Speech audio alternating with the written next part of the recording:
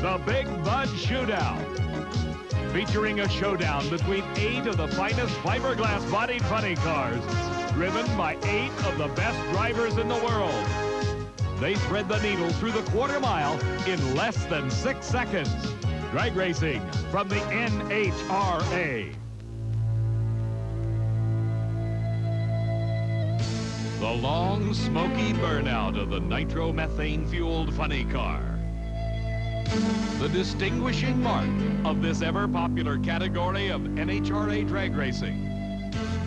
Today, the quickest of this exotic breed meet for a 260-mile-an-hour confrontation at Indianapolis Raceway Park.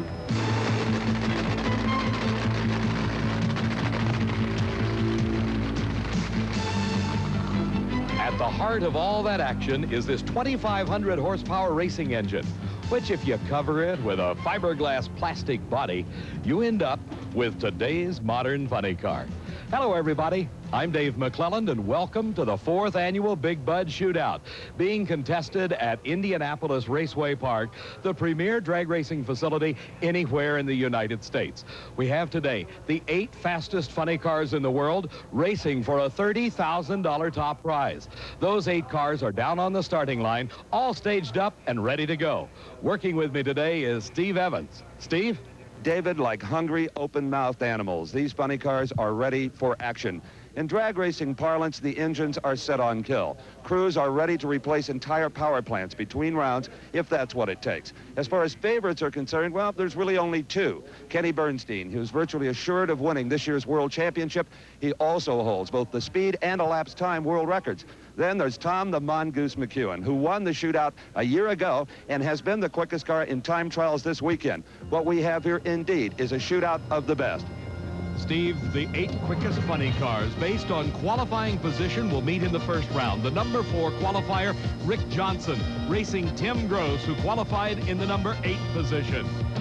The number 3 qualifier is Dale Pauldy, racing the defending champion, number 7, Tom McEwen. The number 2 qualifier, Ed the Ace McCulloch, against the number 6 qualifier, Little John Lombardo, driving the Blue Max. And the number 1 qualifier, Kenny Bernstein, against the number 5 qualifier, John Force. The Big Bud Shootout is underway. The 8 quickest funny cars in the world in our first pair finds the number 4 qualifier, Rick Johnson, in the near lane against Tim Gross in the far lane. These racers have been competing all season long through a series of 9 events based upon their qualifying position at that race to earn points for the right to race in the Big Bud Shootout.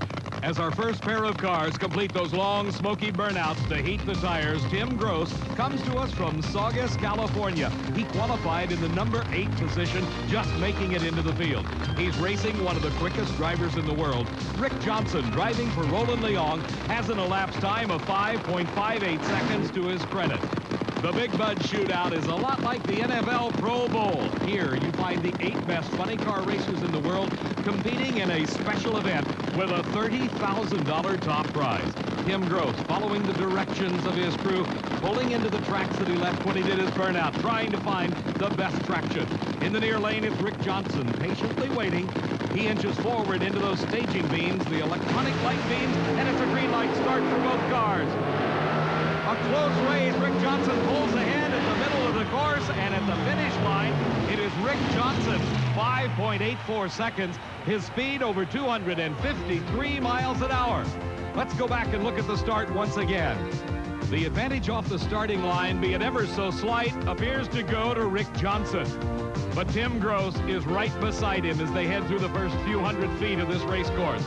At the middle of the track, you see that advantage now beginning to be stretched out into almost a car-length lead for Johnson in the near lane.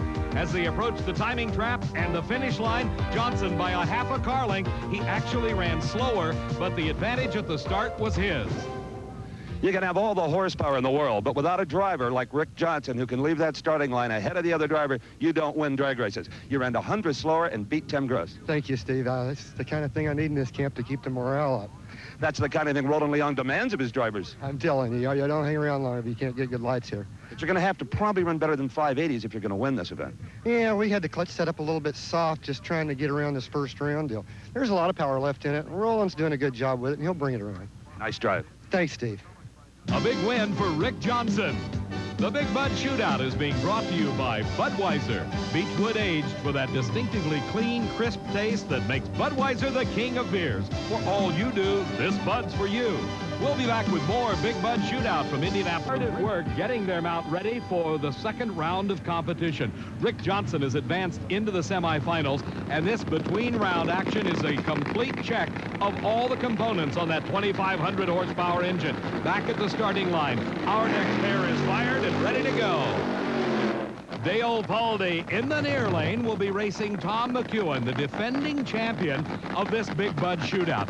In time trials, McEwen recorded an outstanding 5.67 seconds elapsed time.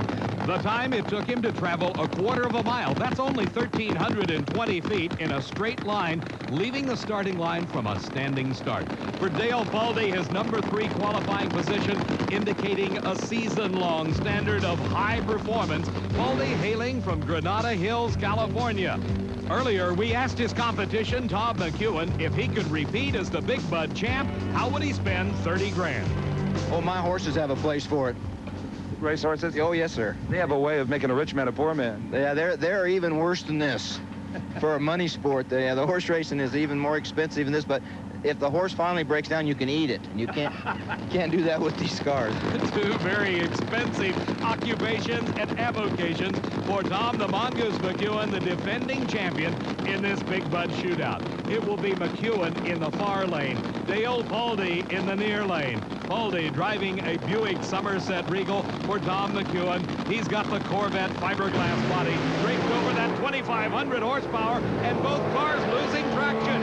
McEwen recovers first and heads to the finish line. It certainly wasn't picture perfect, but it was a big win for Tom McEwen. 6.49 seconds, his speed 244 miles an hour, and you can see what the loss of traction means to the performance. This is something every driver dreads. When you leave the starting line, the front wheels come up, and then the back wheels lose traction, and the tires start smoking.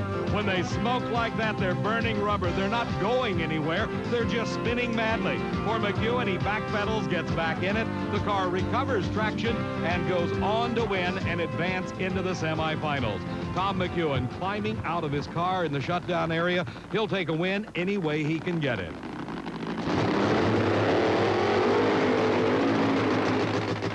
The long, smoky burnout to heat the tires to provide the traction for Ed the Ace McCulloch as his competition gets ready to approach the burnout area. Little John Lombardo driving the Blue Max, owned by Raymond Beadle of Dallas, Texas. Rolls forward into a puddle of water. Just plain old H2O to let the tires break loose initially, and then they start to smoke. Lombardo, car owner Raymond Beadle, and the entire crew hoping that the burnout will be sufficient to get the traction they need. They saw the car just in front of them go up in smoke, and they need every advantage they can get to beat this driver, Ed McCulloch, driving for car owner Larry Minor. Little John Lombardo moved into the Blue Max earlier this year when owner Raymond Beadle decided to devote more time to his business and less to the driving chores. Lombardo has had an up and down season thus far, but he earned enough points to get into this Big Bud Shootout. For the number 2 qualifier, Ed McCulloch, it's been a great year thus far. That number 2 qualifying position gives him lane choice over Lombardo. In the first round of competition, the quicker qualifier gets the lane choice. In every round thereafter, it is the man with the quickest elapsed time in the preceding round. So in addition to winning the race, every driver is trying to establish a quick elapsed time, hopefully to gain him lane choice in the next round of competition. Lombardo is ready. McCulloch is ready, and it's a green light start. And it is McCulloch streaking ahead as some problems occur for Lombardo.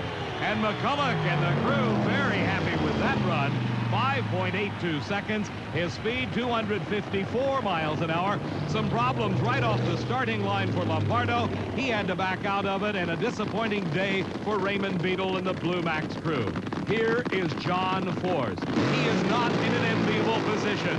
In in spite of a 5.70 second elapsed time in time trials, he has to run the #1 qualifier, Kenny Bernstein. In the traditional NHRA single elimination tournament, the #1 qualifier runs #5, as we saw #2 runs #6, and so on throughout the 8-car field. Let's go to Steve with Ed McCulloch. Ace, were you concerned after watching McEwen and Pulley smoke the tires in front of you?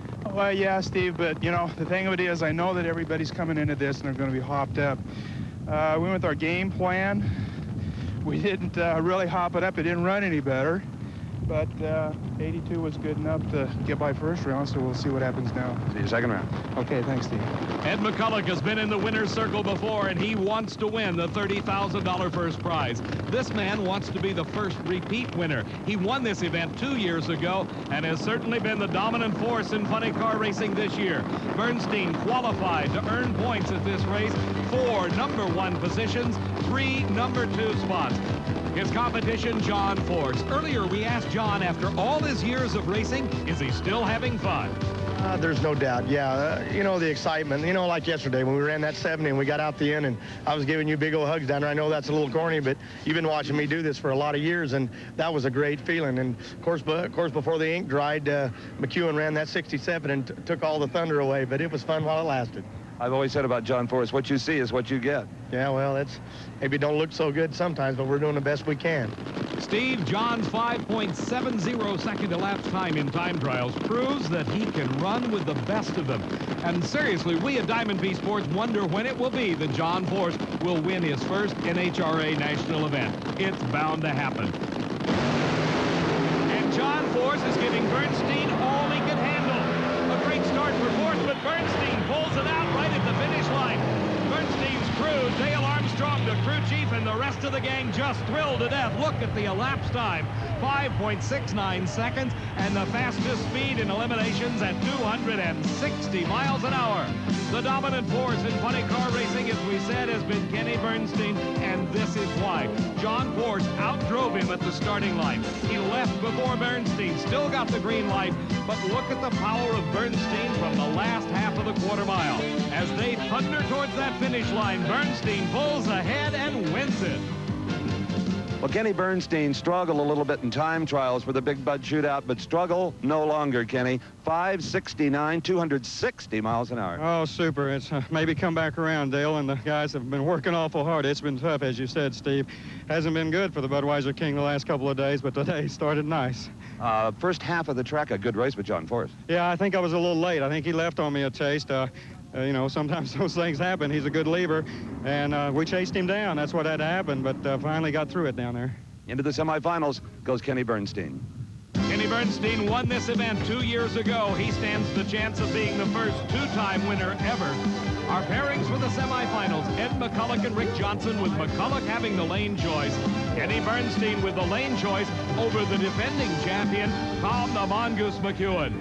McEwen has his own ideas about repeating as the Big Bud champion. As they get ready for the semifinal round of action, we'll be coming back for the Big Bud Shootout.